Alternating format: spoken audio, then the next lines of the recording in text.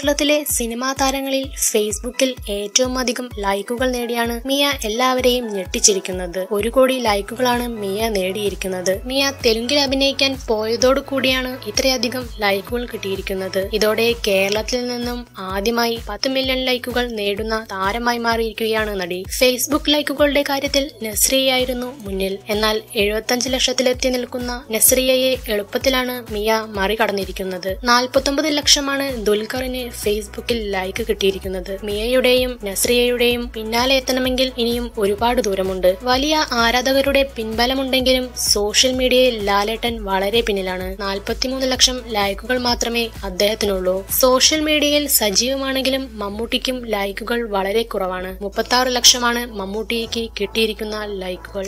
കൂടുതൽ സിനിമാ വാർത്തകൾക്കും വിശേഷങ്ങൾക്കും ഇപ്പോൾ തന്നെ സബ്സ്ക്രൈബ് ചെയ്യൂ മലയാളം ക്രിയേഷൻസ്.